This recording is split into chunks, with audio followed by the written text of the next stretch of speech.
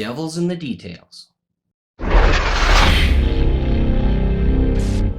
Hello and welcome back to Small Soldier. If you're into military modeling and you're looking to get your models to the next level, please stick around and check things out. If this is your first time here, please consider subscribing, hit the bell notification below so you're always informed of when I release a video. Well, enough of all that, let's go. Hello everyone and welcome back to Small Soldier. As you can see, I've got a base in front of me here, and I'll be doing a tutorial on how to base your figures. So let's get into it. So a few items here I'll be using in this tutorial. This is, as you can see, just a plain old rock, and I'll be using that to texture the groundwork. And what I have on the base here now is epoxy sculpt. It's a two-part epoxy, and I've already placed it on the base where I need the material to go. Over here I have a water warmer. All this is just a candle warmer for scented candles, and I'm just using it to keep the water warm as I'm working the putty. Then I have a couple sand and rock samples here that I'll be adding to the groundwork as well. First off, I guess we'll get in, and what I do is I'll just dip my tool here in the warm water, and I'm just gonna start working the putty into the base. I've scribed the top of the base with my X-Acto knife, and that just helps give a little tooth to the putty so it sticks better. I've also added in a toothpick here and a couple drill bits just to mark where the figures and the fence section is going to go, so I don't lose those holes once I put the putty down. Just gonna work all this putty here. I'll use my finger actually, so maybe a little easier. I'll just keep working all this around.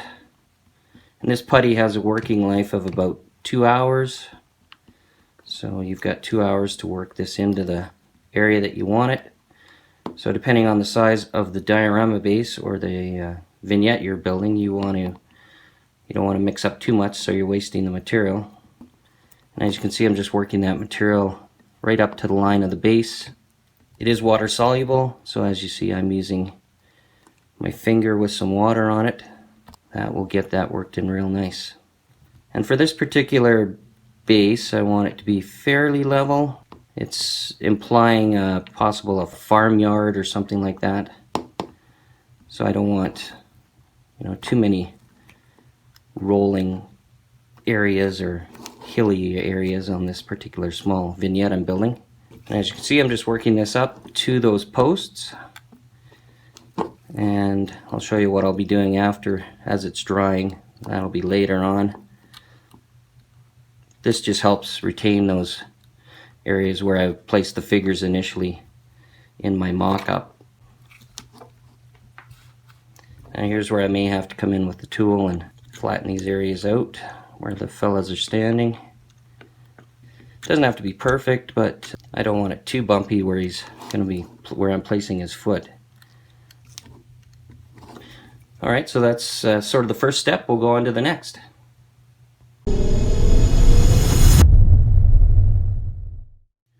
Alright, next step is to put on some very fine sand. And I have some sanded grout here, a gray color. And this works really good for fine ground cover. I'll just shake some of that on. I want to cover the ground for the most part.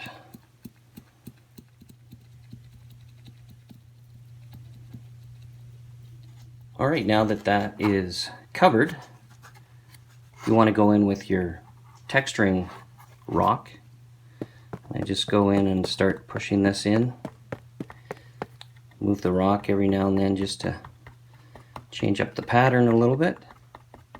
I'm not really pushing super hard, I'm just kind of tapping. By using the rock will leave, or should, leave a texture to the ground and give a realistic look to the putty.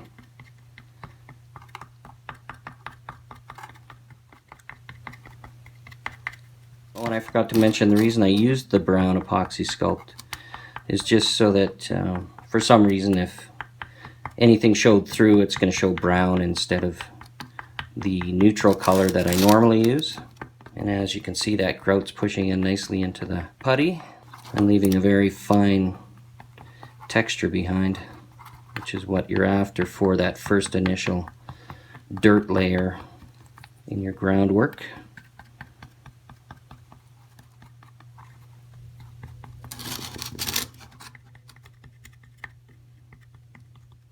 I keep turning the rock as I move it along the surface just to break up that repetitive pattern so it doesn't look the same everywhere. Almost like when you're chipping with a sponge on a vehicle, you want to keep turning the sponge so you don't have the same wear pattern happening all the time. That's basically what you're doing here with the rock. You're just turning it and changing the shapes and the patterns on the ground. I think that's probably good. So once we get that on there, I'll go in with a few bigger rocks here and there. I'm just going to randomly push some of these in too. And you can embed these quite deep into the groundwork just so it gives a little more texture, a little more interest to the ground as well. And there we go. That's sort of where you want to be, and I'll shake off the excess at this point. So we'll let that dry up a bit and then we'll come back and do the next step.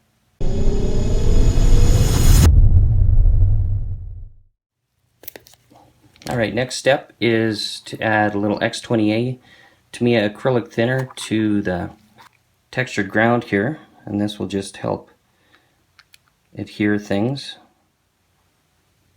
Just let it soak in.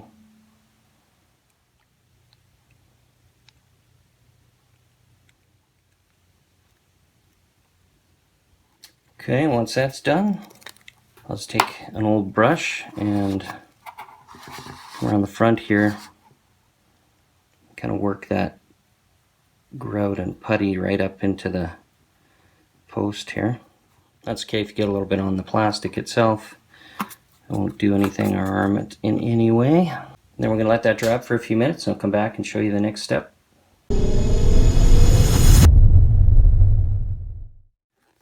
Okay, next I'm going to take some baby powder. You can use any kind of powder, talc powder, doesn't really matter. Put some on your brush. I'm just going to put it around the area where I'm going to be placing the feet of the figures. And this will prevent the feet from sticking as the putty dries. And it doesn't matter because we're going to be painting this groundwork later anyway.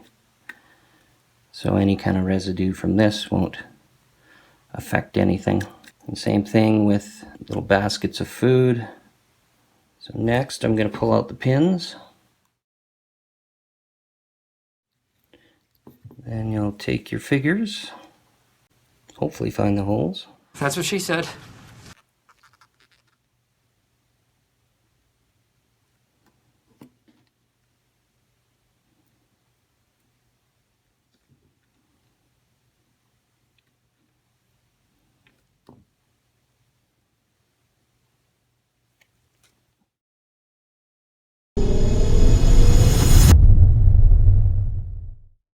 Okay, I'll be mixing the AK Egyptian Desert Sand with flat white and some Mr. Leveling Thinner to get our wood color for the bench and fence.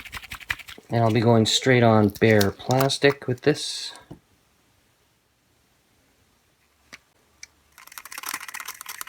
That looks like a good spray mix there.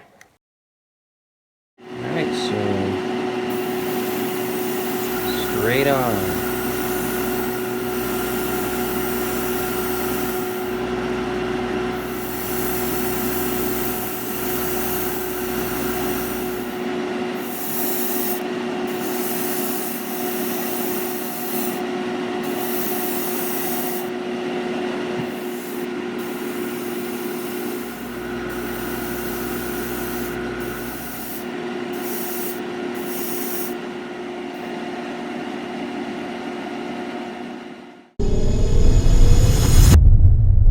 Next step will be to take some of this MIG dark wash, a little bit of odorless thinner, and some black oil paint.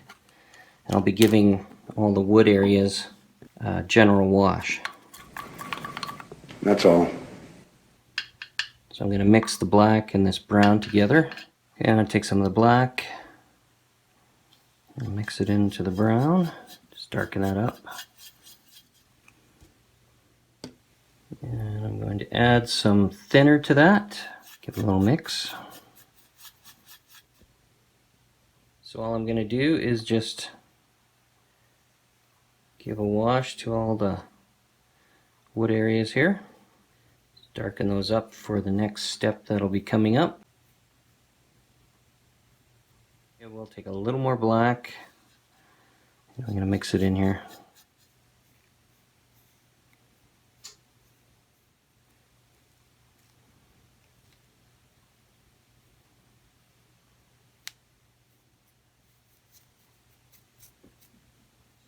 So all I'm trying to do is get a very dark wood base coat.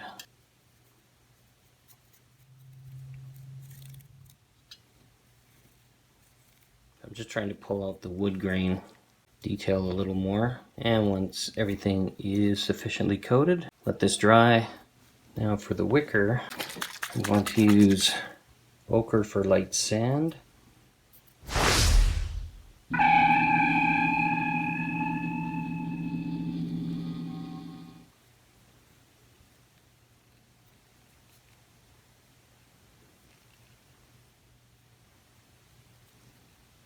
And it just changed the look of the wood up a little bit from the fence and the bench.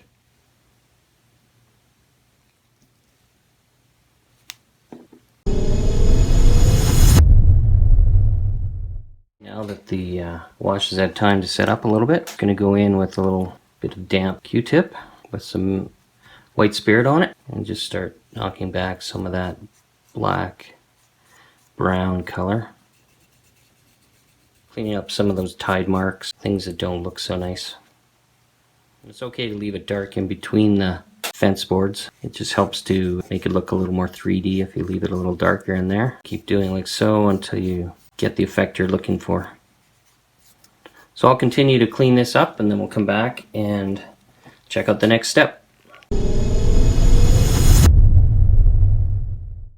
Okay, next step is to put this chipping fluid over top of our fence and our bench, and that will help the acrylic paint on top to chip off. I like to put on a couple coats, start by going light and then build things up.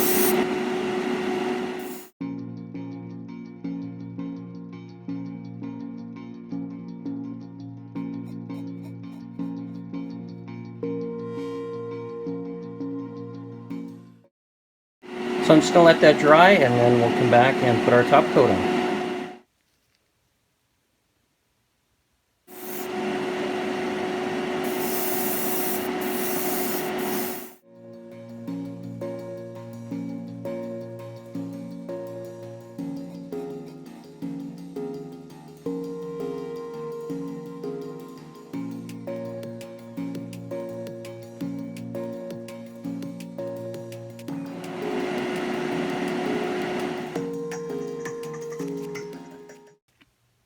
Okay, next step in the process will be chipping. So as you can see, I have my two samples here with the top coat on, and we'll commence to chipping.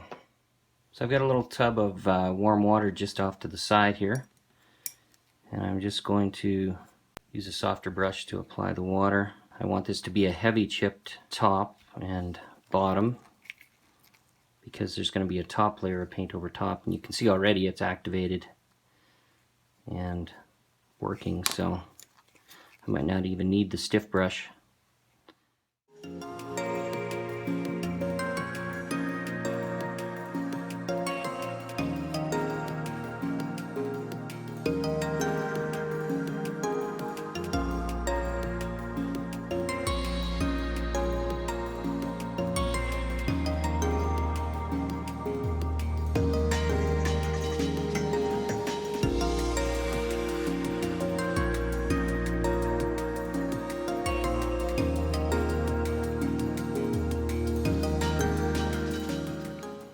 So I'm going to go seal these up with some varnish, and then we'll put another layer of chipping fluid and our top coat on.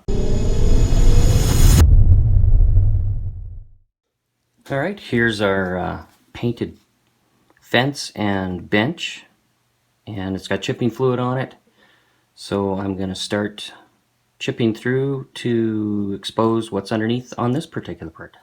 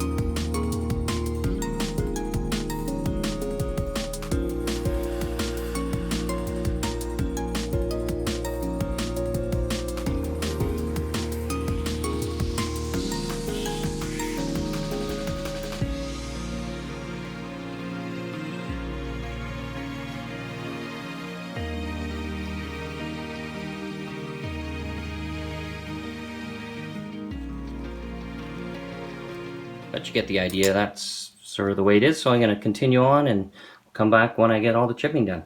Okay, now that we have it to this stage, with most of the chipping done, I'm going to do a little bit of wet chipping, and I'm going to show you how to do that. So just wet your area again, then just with the end of a needle. Some of these chips don't necessarily look natural to me, so I'll go in and I'll just extend them. And it's kind of a circular motion and a scratchy kind of motion. I'm not pressing really hard, but hard enough to break through that layer of paint.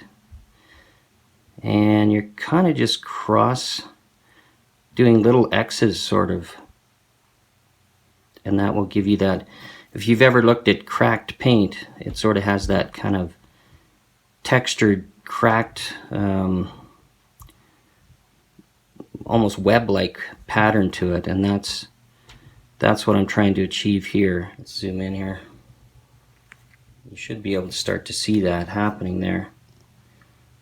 So I'm getting a lot more variety of marks and interest in those chips.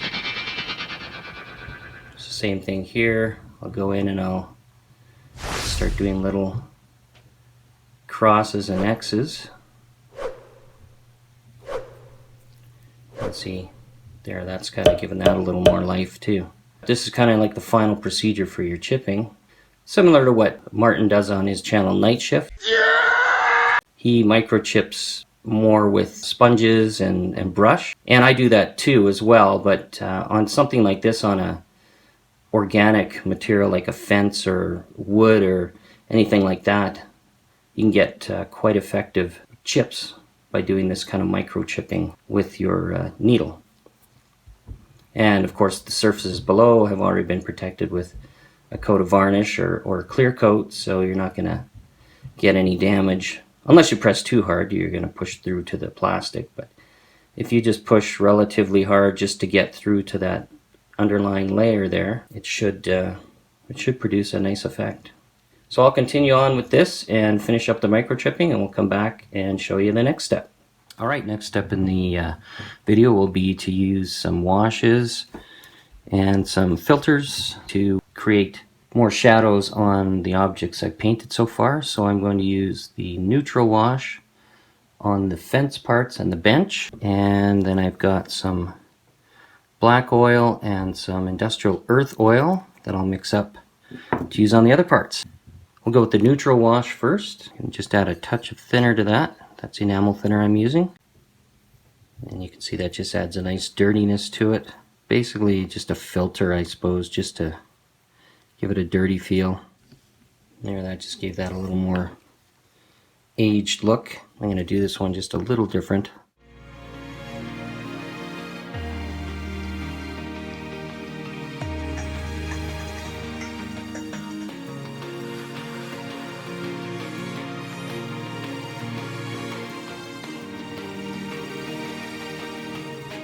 So now I'm going to go in with the oils, and I'm going to add some industrial earth.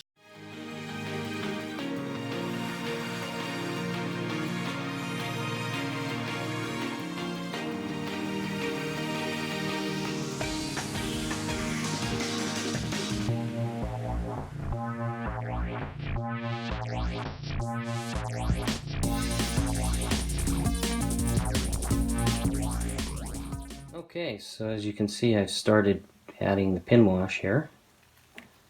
So I've mixed up my brown and my black to get a nice darker wash color. And I'm adding it into the more rotted areas here as well. Then I'm just running that wash down the crack of the boards to define the separation.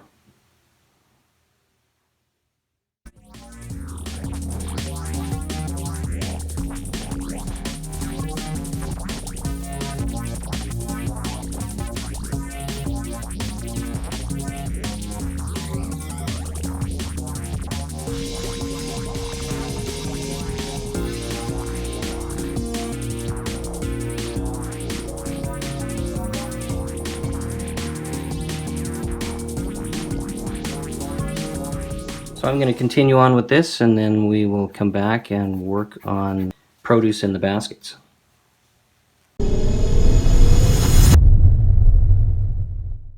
Alright, I'm going to add a little bit of burnt sienna oil over these potatoes. Because to me they looked a little brown. I was looking for more of a reddish tone. So just a simple wash. Or I guess you could call this a filter just to alter the color. You could go back and maybe do some splatters with a darker tone just to give them a little bit of a speckling effect. I'm going to just dab off a little bit of that just to bring back some of those highlights again. And that's a little better now. I think we've got better looking potatoes. Now on to these apples. I got a whole bag full of apples. So I'm going to take a little bit of this green oil paint here and give them a glaze of the green. Okay, I've got a bit of a green in there. Now I'm just going to dab off some of that. Now I will give it another wash of a darker green. Those are looking appley. I'll add a little cadmium red. Be dabbing red here and there.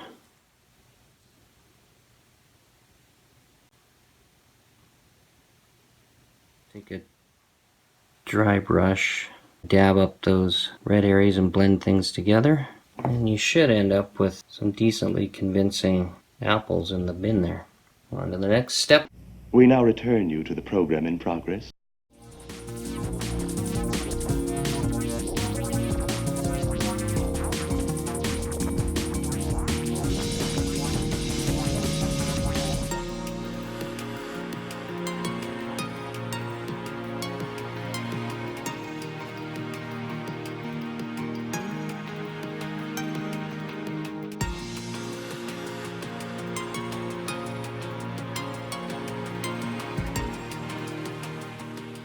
Alright, next step. You can see I've added some white back into the boards just to give them a little more pop. I'm using Panzer Ace's Stencil 313 for that. And what I've done is I've just created a little wet palette here on the paper, so I'm getting a very kind of transparent, semi-transparent type of color. And you're just going to go in and pick some of those lights out again. And just tapping with your finger just to remove some of it, and it gives a bit of texture.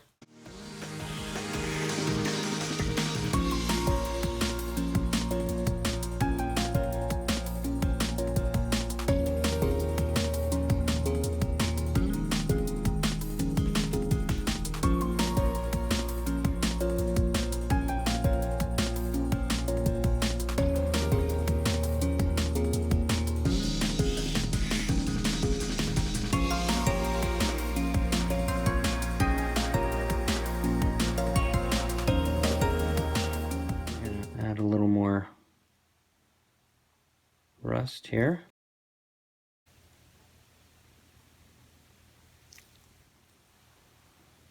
Just add your little bit of rust there and just pull down with your finger. You don't want to add rust on every one.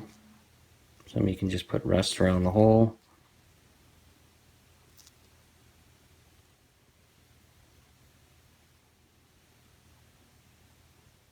So just a few areas like that is all you really need.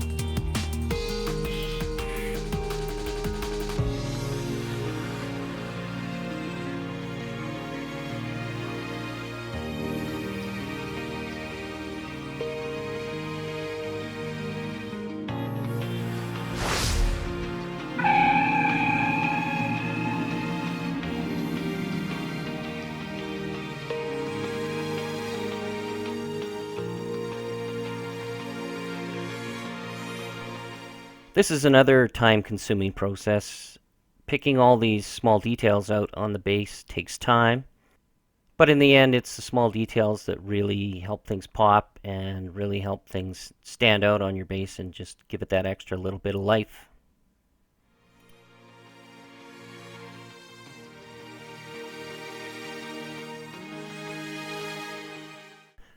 When observing rocks, you'll often see that there's various different colors involved. So don't be afraid to go in and add some blue or green or rusty tones to those rocks. It just helps with the realism and adds that extra bit of life.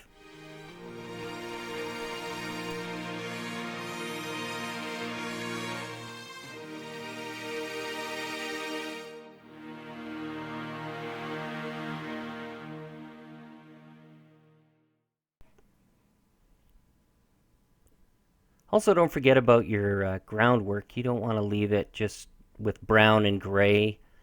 Go in and add some rusty tones and some browns and greens and various shades. You don't want it looking like the surface of Mars, but you want it to have a little bit of life and color in there as well. Just helps unify that groundwork a little more and brings more life to it.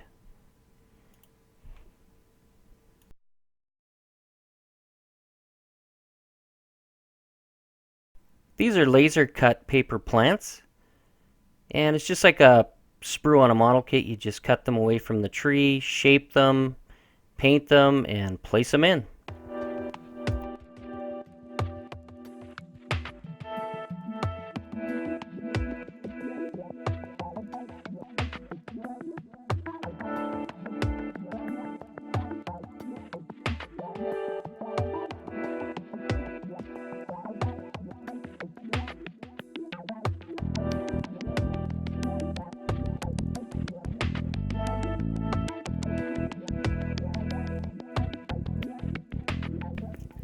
These little beauties are called grass tufts, and they're pre-shaped grass pieces, and all you do is pull a piece off the backing paper and place it. You can tear them apart, shape them the way you want. If you hate using static grass, get yourself some of these. They save a lot of time, and I think they look better than static grass. They're already standing up on a glue pad.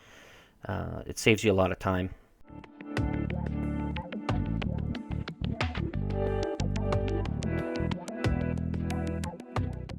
If you're wondering what the yellow stick is that I keep tapping on the surface of the diorama, all it is accelerator, and it helps the super glue bond instantly.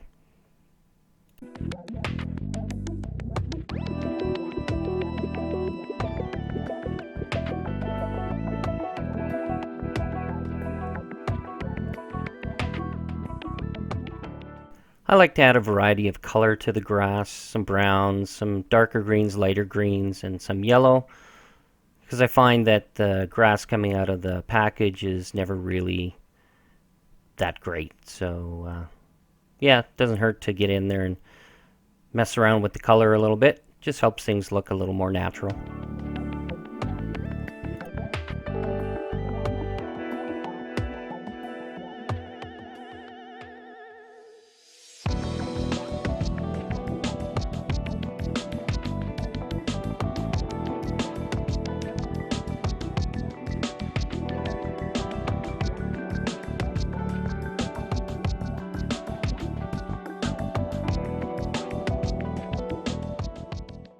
Always remember when placing objects in dioramas such as grass and foliage, these items look better as groups or placed in groups as opposed to like straight little soldiers planted in neat rows.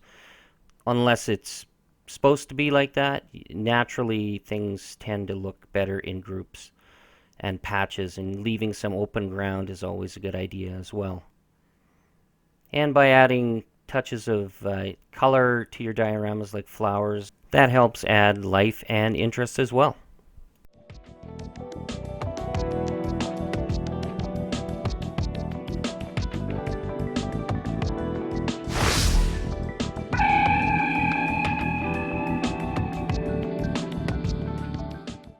I really enjoyed creating this little diorama, and I hope you found it useful as well. Maybe there's a technique or two that you'll be able to incorporate into your own work. If you're interested in seeing more videos like this, please consider subscribing, hit the bell notification, give me a thumbs up, and share this video with other modelers. Thanks so much for tuning in, and I'll see you all in the next one. Bye-bye now.